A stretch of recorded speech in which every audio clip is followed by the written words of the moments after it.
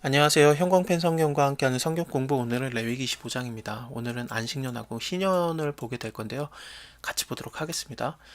내가 너에게 주는 땅에 들어간 후에 하나님께서 주신 땅이에요. 이거는 나중에 밑에 나오면은 보시겠습니다만, 땅을 맘대로 너네가 팔지도 말아라 그렇게 나오게 되거든요.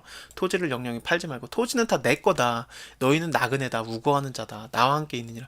그러니까 땅도 하나님 거예요, 사실은요. 근데 이 땅을 들어가게 되면은 이제 내가 너한테 준 땅이니까 그 땅으로 요 앞에 안식하게 하라, 이 명령을 주세요. 6년 동안에는 뭐 밭을 파종하든지 6년 동안에 포도원을 다스려서 열매를 거두고 그러든지 마음대로 해라. 근데 7년째가 되면은 땅이 쉬게 해라. 안식하게 해라. 여호와께 대한 안식이다. 너네는 밭을 파종하거나 포도원을 다스리지 말고, 그리고 너희 곡물에 스스로 난 것을 거두지 말고, 다스리지 아니한 포도나무에 맺은 열매를 거두지 말아라. 이는 땅의 안식년이다. 그럼 이거는 저절로 난 그런 소출들은 누굴 거냐? 이거는 너도 먹어도 되는데, 하지만 네 남종 여종 네 품꾼 너와 함께 거하는 객들, 그리고 너의 육축과 네 땅에 있는 짐승들, 들짐승들이 다 그것을 먹게 하라 말씀하시는 거죠. 이들은 부를 갖기 어려워요. 먼저 좀 처음에 똑같이 시작을 했어도, 근데 부가 불균형이 일어나 버리면은 돈이 돈을 번다고 점점 부자들은 부자가 되고 가난한 자들은 가난해지잖아요. 그러면은 죽도록 일해도 먹을 게 없고 막 그렇게 돼요. 근데 그러지 말라고 하시는 거예요. 이거 땅, 네 땅 아니다. 어차피 내가 준 땅이니까, 내가 너에게 주는 땅, 내가 준 땅이니까 내 말대로 해라. 그래서 이런 자들, 네 남종, 여종, 네 품꾼들이 좀 쉬게 해라 말씀하시는 거죠. 7년에 한 번은 좀 쉬어야 될 거 아니냐 그러시는 겁니다. 어차피 너도 일 안 했으니까 그냥 저절로 난 거니까 너도 먹어도 된다. 하지만 좀 같이 먹어라 그렇게 말씀하시는 거죠. 이 신년이 되게 되면은 77에 49거든요. 이 안식년이 7번이 되게 되면은, 이거는 49년이 되게 되면은 희년이 되게 됩니다. 이때는 그냥 다 돌아갈 수 있어요. 각각 그 기업으로 돌아가라. 가족에게 돌아가라. 만약에 너가 종이 되었으면은 자유롭게 되어서 네가 가족에게로 돌아갈 수 있다. 네 땅이 팔렸으면은 그 땅을 다시 너에게로 가져오게 할 수 있다. 그런 뜻입니다. 다 돌아오게 되는 거예요. 처음에 들어갔을 때, 약속의 땅에 들어갔을 때는 공동으로 정확하게 공평하게 분배를 받게 되는데, 근데 결국에는 불균형하게 되잖아요. 그 돈이라는 게 그렇죠. 누구는 가난하게 되고 누구는 부유하게 되고, 그것은 단지 내가 게으르거나 뭐 열심히 살거나 그런 문제가 아니라 환경에 따라 바뀔 수 있잖아요. 얼마든지 내가 병에 걸렸으면 얼마든지 가난해질 수 있는 거고, 내 환경이 안 좋으면 그렇게 될 수 있는 겁니다. 근데 그것을 다시 공평하게 만들어 버리는 거예요. 다시 다 똑같이 되게 하는 겁니다. 그래서 다시 시작하게 하는 겁니다. 자유를 공포하라 그렇게 말씀하시는 거예요. 예수님께서 누가복음 4장에서 이것을 말씀하시거든요. 가난한 자에게 복음을 전하게 하시려고 내게 기름을 부으시고, 나를 보내사 포로된 자에게 자유를, 눈먼 자에게 다시 보게 함을 전파하며, 눌린 자를 자유케 하시고 주의 은혜의 해를 전파하게 하려 하심이라 이렇게 말하는데요. 은혜의 해가 뭐냐면 이 희년이에요. 이것을 예수님이 읽으신 겁니다. 회당에서. 이게 이사야서 61장이거든요.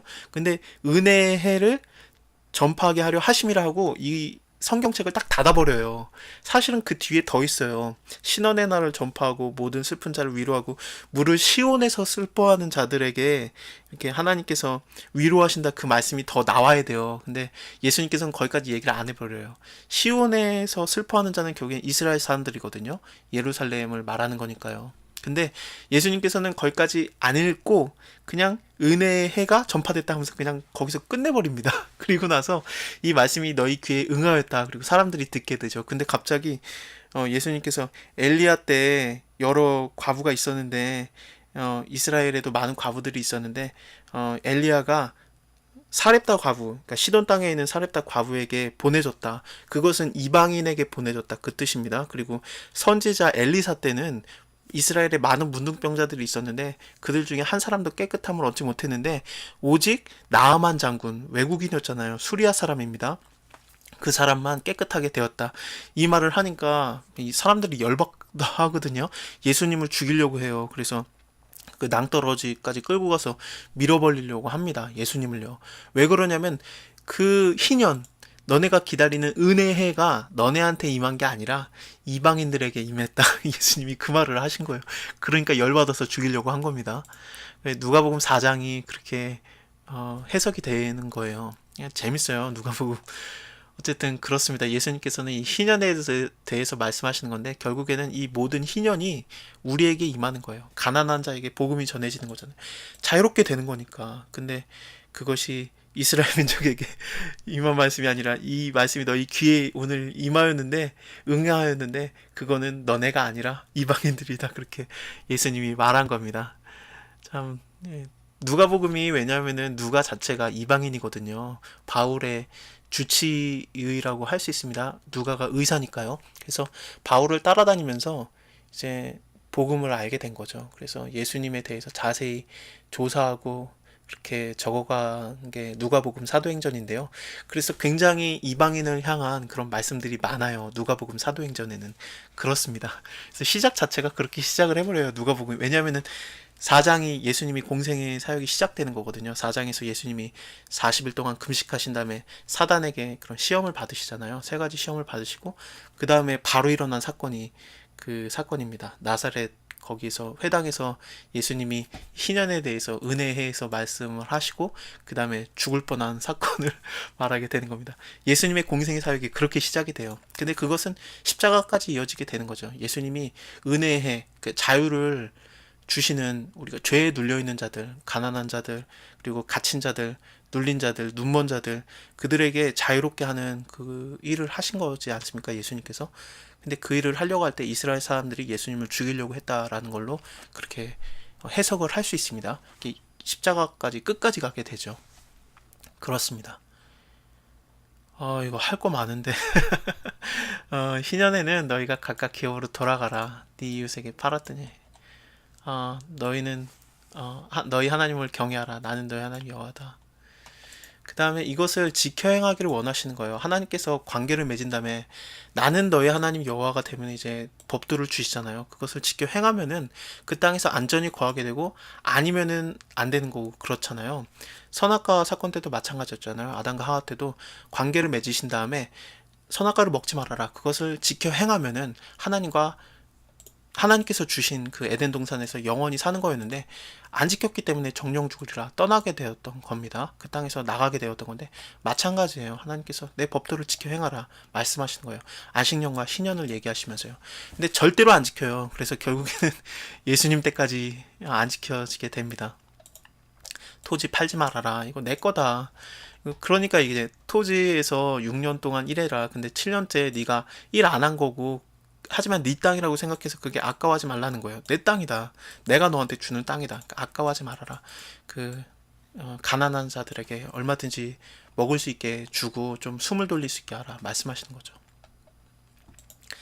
만약에 땅을 팔게 되면은 어쩔 수 없이 팔 수도 있잖아요. 그렇게 되면은 다시 사오게 하는 거예요. 그것을 기업을 물은다라고 말하는 거거든요. 이거는 룻기에서 나오게 되죠. 룻기에서 기업 물으는 것이 나오게 되는데 결국에는 다시 사오는 거예요.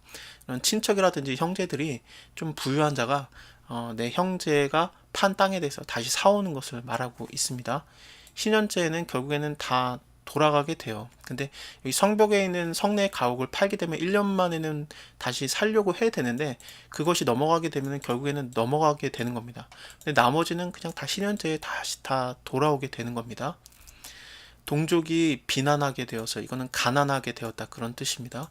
그렇게 되면은 좀 도와줘라 그렇게 하는 거죠. 이식을 취하지 말라. 이자놀이 하지 말라 그런 뜻입니다.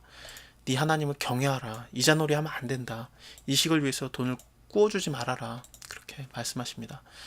나는 너희 하나님 여호와다. 너네를 내가 인도해내는데 너네도 결국에는 그런 종들 아니었냐. 그러니까 종으로 그렇게 막 대우하지 말라 그런 뜻인 것 같아요. 동족이 비난하게 되면 가난하면 종으로 부르지 말고 품꾼처럼 아니면 우거하는 차처럼 해라. 신령까지 너를 섬기게 하고 결국엔 돌아가게 하라 말씀하시는 거예요. 너무 엄하게 하지 말고 그런 법들도 나오게 되고 그렇습니다. 자, 오늘은 여기까지 하겠습니다. 다음 시간에 복과 화에 대해서 보도록 하겠습니다. 감사합니다.